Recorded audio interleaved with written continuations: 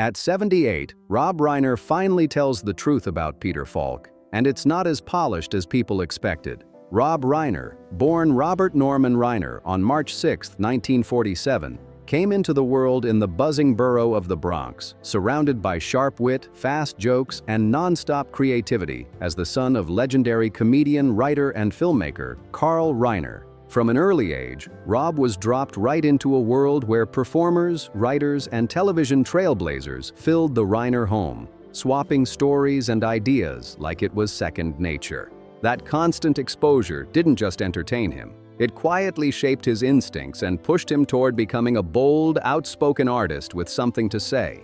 Right in the middle of this journey, if you're enjoying these untold Hollywood stories, make sure to subscribe and hit like. It really helps support the channel and keeps these stories coming. When the family moved to Los Angeles, young Rob found himself surrounded by the booming television scene of the 1950s and 1960s, a time that sharpened his humor, storytelling instincts, and hunger to leave a real mark on American entertainment culture. Reiner later exploded into public attention with his unforgettable role as Michael "Meathead" Stivic on All in the Family, a performance that mixed sharp comedy with social tension, placing him face-to-face with Carroll O'Connor's iconic Archie Bunker.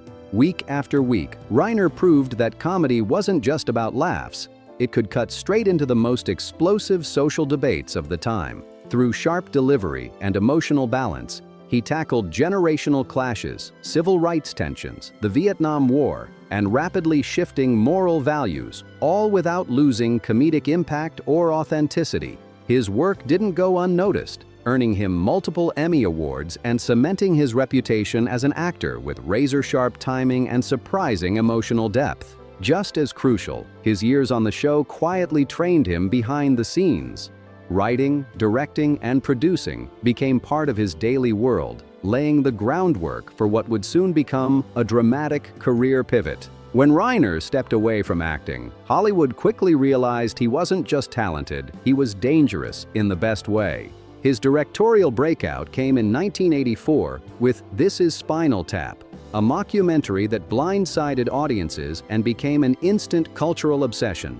Its humor felt real, improvised, and fearless, perfectly skewering rock music excess while somehow celebrating it at the same time. What followed shocked even seasoned insiders. Stand By Me, The Princess Bride, Misery, and A Few Good Men arrived one after another, each wildly different, yet unmistakably Reiner in vision and control. Each film, no matter how wildly different in tone or style, revealed Reiner's sharp instinct for character, tension, and emotional truth. He had a rare ability to shape gripping stories while pulling out deeply powerful performances from his actors, a skill that quietly separated him from most of his peers. During this era, his work didn't just succeed, it helped define entire genres, locking in his reputation as one of American cinema's most dependable and influential storytellers. Away from the spotlight, Reiner's passion didn't slow down at all. He became deeply involved in public advocacy, philanthropy, and social causes, using his influence to push initiatives focused on children, families, and early childhood development. In California, he emerged as a driving force behind programs centered on health, education, and parental support, taking his responsibility seriously. That same human-centered mindset echoed through both his activism and his films. Themes of compassion, fairness, and accountability weren't just ideas. They were values he openly defended. Whether speaking up for the arts, civil liberties, or public health, Reiner showed a steady determination to make a real-world impact beyond entertainment. On screen, his presence never faded. Decade after decade, Reiner continued acting, maintaining a familiar yet engaging energy, even while strengthening his status as one of Hollywood's most respected directors. Instead of stepping away, Reiner folded acting straight into his creative rhythm, appearing across a wide range of films and television projects that highlighted his versatility, sharp timing, and unmistakable presence. From the late 1980s forward, he built a steady run of standout supporting roles, starting with the darkly playful Throw Mama from the Train in 1987. where his understated humor perfectly matched the film's strange, offbeat edge. In the early 1990s, audiences warmly embraced him in the romantic classic Sleepless in Seattle in 1993, followed closely by a clever, fast-paced turn in Woody Allen's Bullets Over Broadway in 1994. These roles made one thing clear: Reiner could slide into almost any genre without missing a beat. Throughout the 1990s, his on-screen presence only grew stronger. He appeared in the ensemble hit The First Wives Club in 1996, bringing a grounded, relatable energy to a cast bursting with personality. Soon after, he stepped into more dramatic territory with Primary Colors in 1998, balancing intelligence and emotional weight with ease. By 1999, Reiner seemed everywhere, from the media satire EDTV to starring in the deeply personal family drama The Story of Us. He continued showing range, vulnerability, and maturity, all while remaining instantly recognizable on screen. His portrayal of Marty DeBerge, the painfully sincere and hilariously intense documentary filmmaker in the cult classic This Is Spinal Tap, still stands as one of his most iconic performances. It was a pitch-perfect mix of dry delivery and mock seriousness, a performance that quietly shaped the blueprint for modern mockumentaries and changed comedy forever.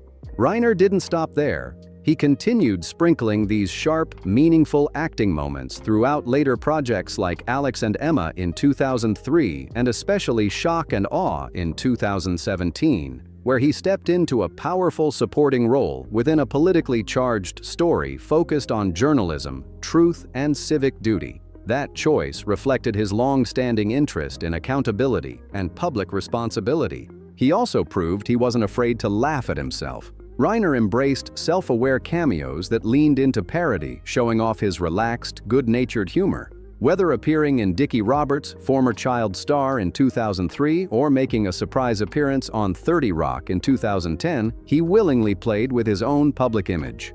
Even later, his television presence stayed strong. From 2012 to 2018, his role as the warm, slightly confused Bob Miller on New Girl turned him into a fan favorite. His brief but memorable appearance in The Wolf of Wall Street in 2013 proved he could step into total cinematic chaos and still stand out. Rob Reiner's personal life has unfolded with the same emotional depth and dramatic turns that so often define his work on screen. His first marriage to actress and director Penny Marshall began in 1971, at a time when both were rising talents trying to find balance in Hollywood's unpredictable spotlight. Their relationship blended ambition, creativity, and family, and early on, Reiner made a powerful personal decision. He adopted Marshall's young daughter, Tracy Reiner, who would later carve out her own place in beloved films like A League of Their Own. That choice spoke volumes about who Reiner was beyond the camera.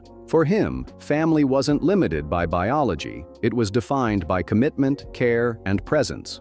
Although their marriage was filled with shared milestones and creative overlap, it ultimately ended in 1981, closing a chapter shaped by growth, pressure, and mutual respect rather than bitterness.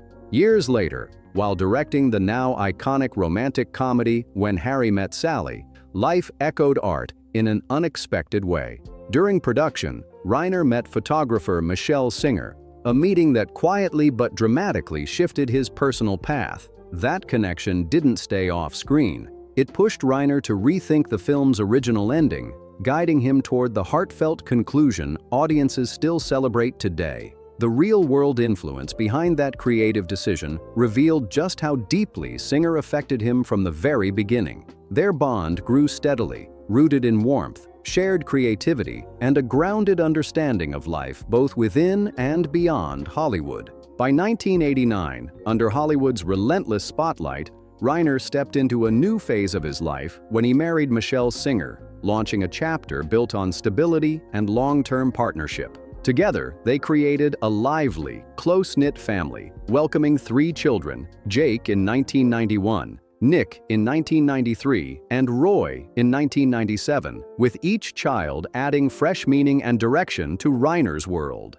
Over the years, Reiner has repeatedly pointed to his family as his emotional anchor. No matter how demanding his career became, home remained his grounding force. helping him balance life as an influential filmmaker with the role of a deeply present father. Love, growth, and personal transformation flowed naturally into his creative work, revealing a life shaped as much by heart as by talent. Now at 78, Rob Reiner, one of Hollywood's most respected directors and storytellers, is finally opening up about the truth behind his long-standing friendship and professional admiration for the legendary Peter Falk. What began as a simple working connection slowly evolved into one of the most meaningful relationships of his career. With decades of experience behind him, Reiner is ready to speak honestly about the man behind the iconic trench coat. He recalls their first meeting vividly, an encounter that left a far deeper impression than expected. "People always saw Peter as Columbo," Reiner says, pointing to the rumpled coat, the wandering walk, and that deceptively easy charm. But meeting Peter Falk in person shattered every assumption instantly. Reiner says the first thing you noticed was how sharp he really was.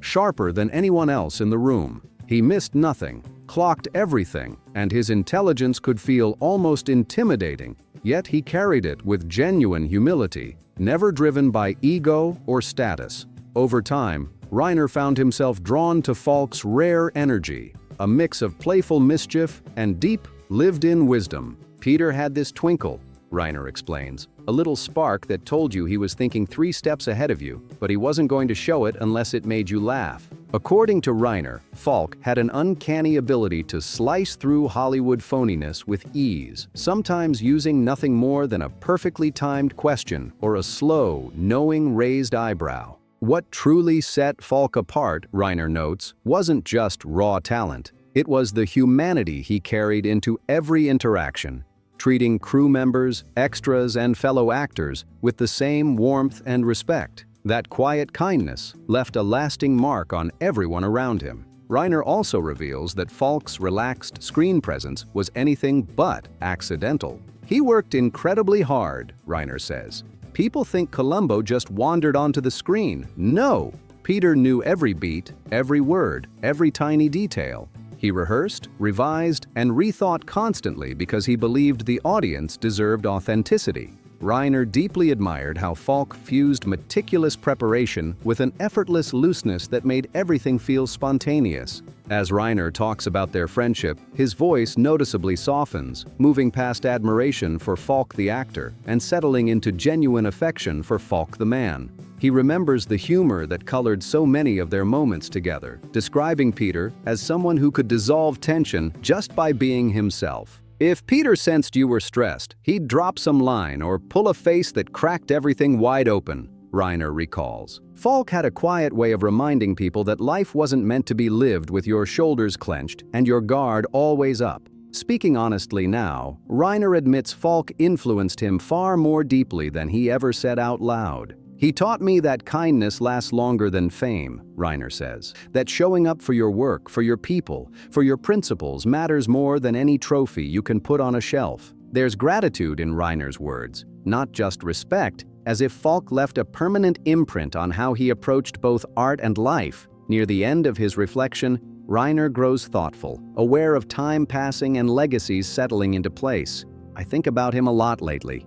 What he gave us, what he gave me. Peter never pretended to be perfect, but he was real," Reiner says.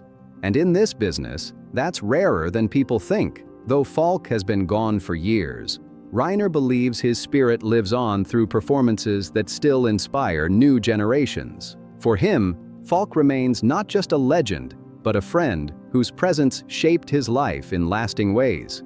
"If I'm telling the truth now," Reiner concludes, "it's that Peter Falk was larger than life. Not because he acted bigger, but because he lived with heart. And that's the part I'll never forget." If you enjoyed this story, make sure to like, share, and comment your thoughts. Subscribe for more untold Hollywood stories, and I'll see you in the next one.